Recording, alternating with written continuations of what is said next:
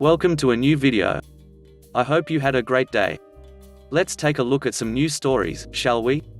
The first story is called Paintball Compliance. I am working as a paintball referee. Depending on the group, if I know them or not, I vary my safety speech I have to give. Each time going over everything, but for the tougher groups, I put a lot of emphasis on many things. Once a waiver is signed and you check out your gear, and gear returned broken or damaged by the user, that is 100% their own fault and is needed to be paid for. If you have played paintball a lot, you know it's a big no-go to pick paintballs that are old or to put them back into it after they drop onto the ground. We are outdoor, so there is a ton of dirt. Putting it back will jam it up, not even feed into it, or straight up break inside. I also ask not to pick anything else up and put it in. Anyone who brings their own can do as they please, as it's not ours that will be breaking. Literally seconds before saying this, a grown adult picks up a few old ones that have already swelled up and sticks them in. Who would have guessed, during the first game his paintball gear jams up and he constantly has to recock it. He comes up to me complaining how it was broken before he got it, and I proceeded to explain the rule back to him and mention how I saw him picking up multiple things and putting them into it. He starts yelling and brings it up to the window asking for a new one, claiming it was already broken.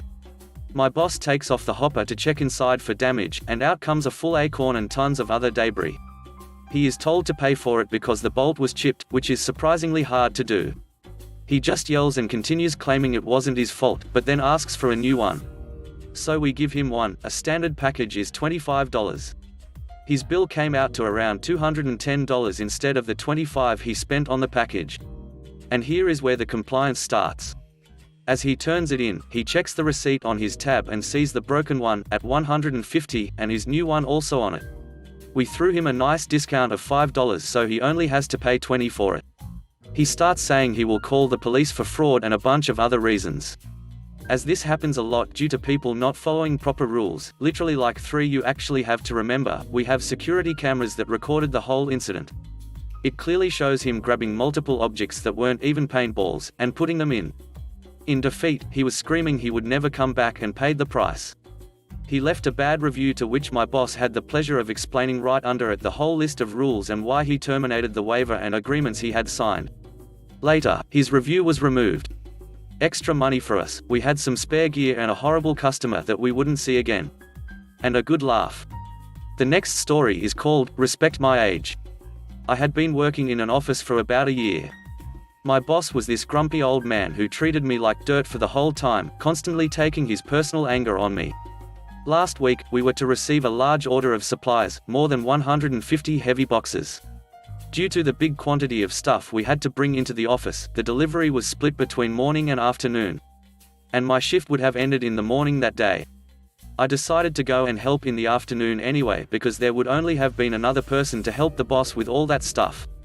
So, in the afternoon, the 3 of us started taking those heavy boxes inside, one by one, and putting them against the walls of the storage room. We piled them up in several rows around the walls of the room.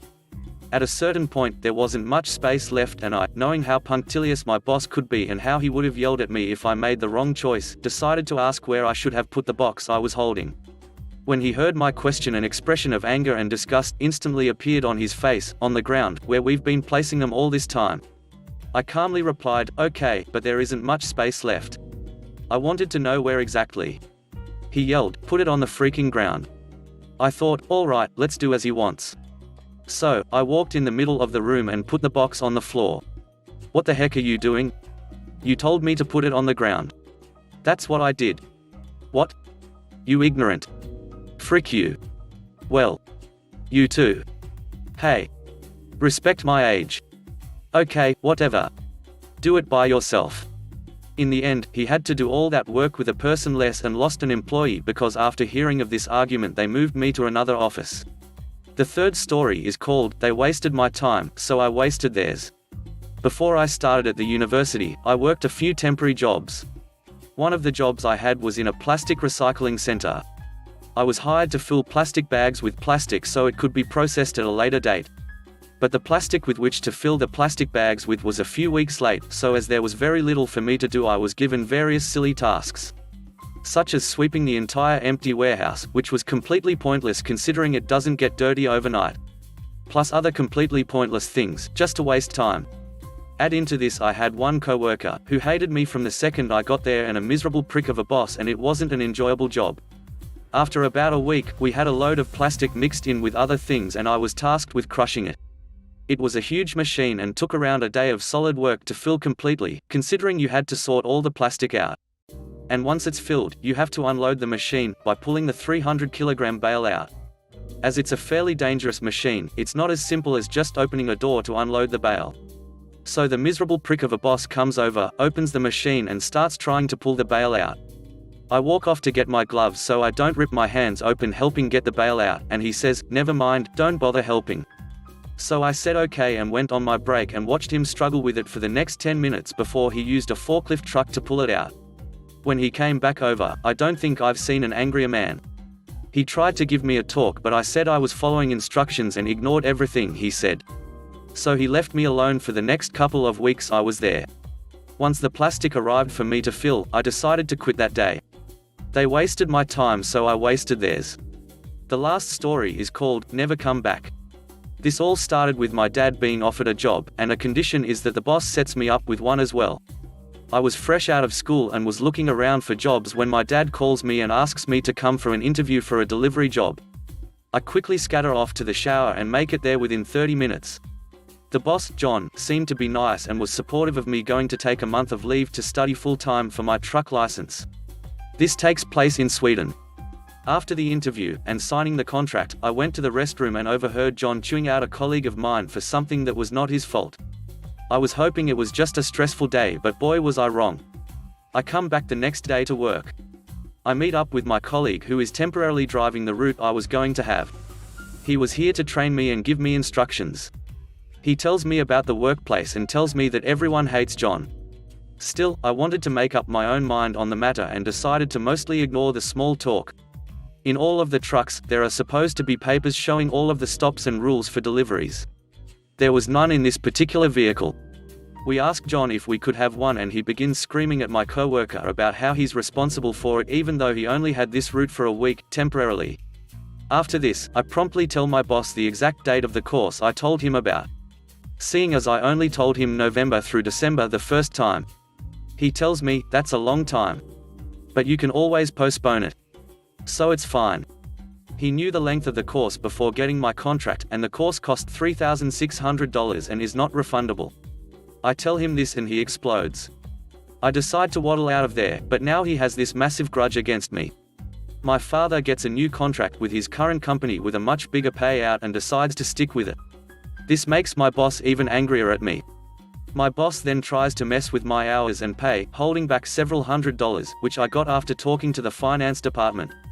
After this, I realize I don't want to work here. He tells me he can offer a truck job after I get my license and I answer, "That's good." Day after day, he chews me out for things not in my control. And begins to do everything legally in his power to make things worse for me. So I do the same toward him. As a delivery driver, I have to be nice to customers. One of the big things I did for the customers is holding out on my break to get there in time. I had to deliver everything by 7 and I start my shift at 1. Legally, I have to take a 30-minute break after 6 hours of work. The route was terribly planned and very often, I'd have just minutes left, or even worse, I'd be at the last stop by exactly 7. On one particular day, I was late because we had lots of goods to deliver. I had 3 stops when the clock strikes 7. So I take my break. Customers start calling, but I don't pick up, because I don't have to do so on my break. My boss calls me by the end of my break and complains about my deliveries not being in time. I explain that I was on break and he tells me I can always postpone it. I tell him, no, I cannot do that because the law requires me to take a break at 7. He got furious. The next day, a system-wide message gets sent saying, "We have to deliver by 7 because complaints have been coming in. We are about to lose a massive customer." This customer, which we deliver goods for, to their customers, was roughly half of the company income. The following 2 days were the same story. Lots to do and I take my break. My boss leaves 11 voicemails on my break, and I call him back when I'm back on the clock. He begins ranting on and on about how terrible I am and such. He tells me I can leave the keys when I get back, and never come back to the job. After my leave, a few co-workers calls me and tells me they resigned. The company now lacks half of the drivers and can't manage the workload by themselves. The company loses its biggest client and promptly fires most staff before selling half the company to someone else. Last I checked, they're not doing too good, because John is still there and nobody wants to work there. Their reputation has spread. I've heard from everyone partaking in the same course as me that the company is a hellhole, and going downhill. Thanks for watching the video. I hope you enjoyed it.